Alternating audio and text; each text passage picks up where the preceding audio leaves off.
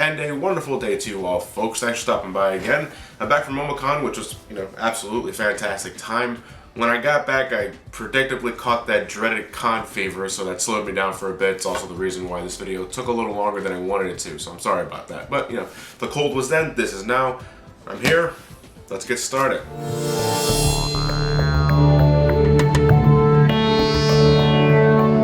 Terraria is all booted up and ready to go, so let's take things one step at a time. I've heard beforehand from a ton of other people that Terraria can be considered the 2D counterpart to Minecraft, which I spent a video on around 2 years ago. Now Minecraft, I get the appeal, I understand why millions have invested into it, but it wasn't my cup of tea. It was too much of a wide open sandbox for me with a general direction that was too vague to immediately grasp.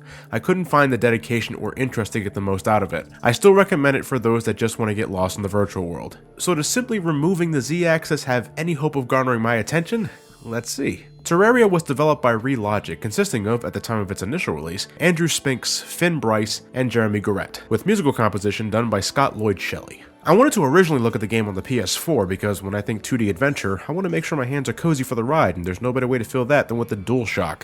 Long story short, wasn't happening. I could not get into Terraria with a controller. Considering what they were asking of you in terms of building stuff, crafting, mining, or when you're protecting yourself while multitasking with your inventory and your character all in real time, it made pretzels out of my hands within the first half hour. So we're heading to the PC version, which to many is the one and only way to play the game, despite it being available on everything else except your refrigerator. PC owners are usually the first to get updated, and Terraria on Steam definitely seems to have the biggest install base. I hear the console equivalents have exclusive content, but I guess I won't be finding out what those are now, will I? Now, through the last 2 years, I have been slowly getting more and more accustomed to keyboard controls. I'm still team controller mostly, but I am grateful to say I have both the indie showcases to thank for training my fingers.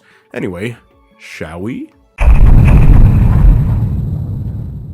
Alright now, before things even began, I could customize the look and color of my character. I've always had a thing for burgundy tops and dark gray bottoms when making any sort of male avatar. I could also change the color of my eyes too, but with how tiny my character is, I barely noticed it. I'm gonna take things comfortably. I'm gonna choose a small world so I can get my bearings and leave the difficulty on softcore, which means I won't lose any of my items should I happen to die. And I got a feeling I'm gonna die pretty well. Now look at that. I fell into a void and got eaten by a slime. Oh, Jesus Christ, that wasn't even fucking... Let's try that again. There's the name of my world, there's my character, alright. It's cool that your character already starts off with a sword, a pickaxe, and a regular axe to chop wood with. So even if you should take too long to set up a safe house before sunset, you can still defend yourself from the nocturnal threat of zombies and these floating eyes. Am I playing Terraria or Castlevania? Also, when you begin, a guide spawns right beside you to give you general advice and recipes to help craft your first tools and accessories. Already, I was feeling welcomed, but I knew things would only get harder from here. Nighttime slowly approached. I wanted to go out, but I decided against it. I could probably risk my life for that fallen star that just dropped near my house, but I probably gonna die. I really wish there was a way I could advance time in my current condition. I say that because I'm not sure if there's a way I can do that in the future. I'm going at this mostly blind. Crafting beds only set up spawn points. Like, I was sure after the next day, after my first outing, I could most likely get away with night travel, but waiting for the sun to rise after I finished prepping for the next day with a bunch of torches and rope was boring. The dawn finally came, the zombies turned their interest to the great beyond and probably my guide, and I was finally ready to begin my first expedition. Do I go east or do I go west? Well, I got plenty of time, let's just do both. For what was supposed to be the smallest world, it was still quite not small. There were tons of chasms and plenty of small nuisances to get in the way of my mind. Get the fuck away from me! And thus, I began digging, and digging, and digging, and digging. I was starting to get a bit worried. I really didn't want to spend too long on excavating with nothing to show for it. That sends my interest levels down deeper than this cave system I ended up creating. And I realized that you need to adjust your expectations when heading into a genre of game you're not entirely familiar with, but I'm always gonna have personal preference. It's what makes me who I am. And slow starts are one of my worst enemies. Thankfully, to my relief, I began to find some ore. Multiple kinds too. Tin, lead, tungsten, and remarkably, gold. Awesome. And because I mined so many damn stone blocks, I was able to make a furnace to melt the ores into bars, which let me create an anvil, which let me upgrade my equipment. I was beginning to feel adventurous. Soon I discovered crystal hearts, allowing me to permanently extend my health when consumed. I was now strong enough to last through the night and collect those falling stars. When you combine enough of them, you can extend your mana bar for those special attacks. Numbers were going up, stats were following suit. I was getting somewhere. Fuck.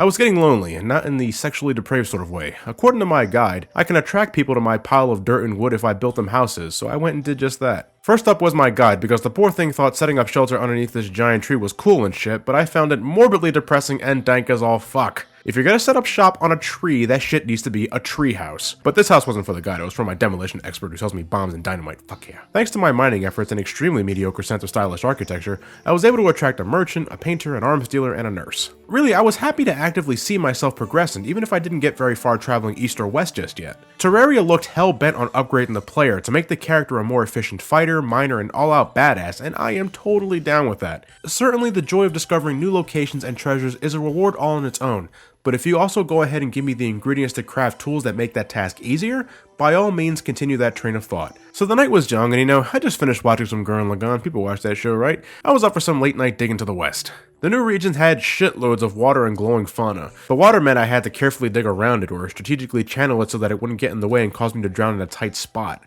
I was a walking torch warehouse. I placed so many of them just to make sure I could see where I was going, and at times mouse clicks seemed a bit unresponsive. Maybe I wasn't hitting that sweet spot. It got a tad irksome, honestly. There we go, that's what I'm talking about. Secret underground treasures. Got new weapons, boots that let me run faster. I'm digging this, pardon the pun. I was about to end my current expedition when my eyes suddenly became fixated on what looked to be a human heart. My heart was telling me to turn the other direction, but my brain insisted that I check it out. I couldn't mine the stone around the heart with my current equipment, but luckily for me, I had some bombs. Thanks again, dude. Hope you're enjoying your fun little clubhouse. And bam! There we... A horrible chill runs down your spine. Funny, I would think being underground would be more human than anything else. Anyway, what was I? Screams echo around you? I really shouldn't be doing this, should I? But each heart was giving me these cool-looking weapons. Hell, the sword itself had amazing range. Okay, just one more, then I'll take a break. One more bomb here, a few seconds later, and... Brain of Cthulhu has awoken. Wait, what? Oh, what is that? Get away from me! No, no, no, no! Save me, guy! Oh, God. I'm guessing that was a boss. Alright, I have seen the enemy, and now I wanted to... You feel an evil presence watching you. Shit, did that thing follow me? Oh, giant eyeball! Why does Cthulhu not want me to play Terraria? I got something for you, you... And so I managed to poke the eye out of existence with enough projectiles, and my rewards invigorated me to keep going. But I wanted to beat that brain. I decided to continue digging elsewhere to further upgrade myself. Who knows how long that'll take.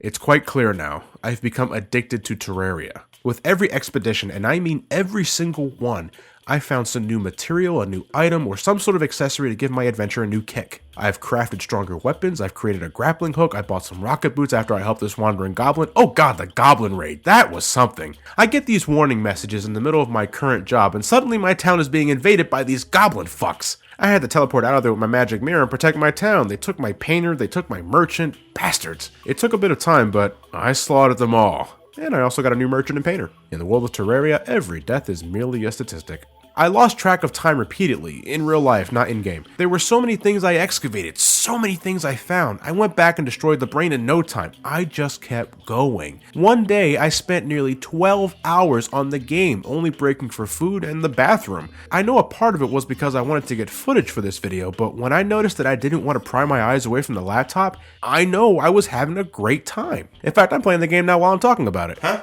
Oh shit, I gotta review Terraria. You're already doing that, me. Oh good, then I can play more Terraria. No, wait. I figured I had to stop somewhere, otherwise you guys will never see me again, so I decided to cut it off after I got devoured by the wall of flesh. I bought Splatoon nearly a week ago, and I haven't touched it yet because of this damn game. And it feels like I haven't even scratched the surface. And you know what's really odd?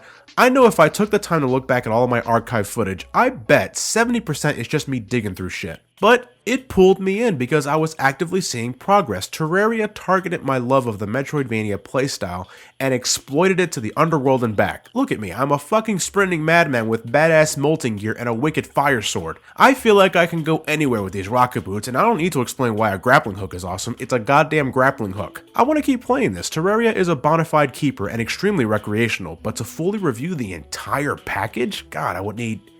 Fuck, I don't even know. Like Minecraft, Terraria doesn't necessarily end. It just keeps offering you new challenges, new worlds, and new items to find and craft.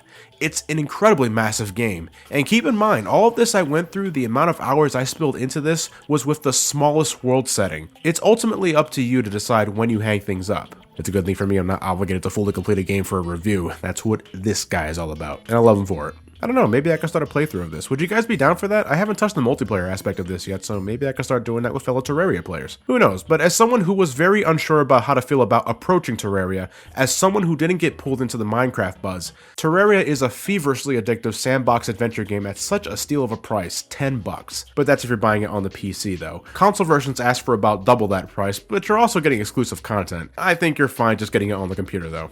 I guess the only thing left to do at this point in time is to say, you know, thanks. You guys recommended me this game in the first place, and because of that, I now have a game I'm absolutely stoked to have in my collection. In fact, I'm going to go right back to it as soon as I'm done wrapping this video up. But the Indie Showcase continues regardless, and I'm going to try and get the next review done before E3 starts next week. Now, I'm not actually going to E3, but I've become a total couch potato just watching the latest news from all the publishers. But as always, thank you guys for watching, have yourselves a fantastic night, and take care.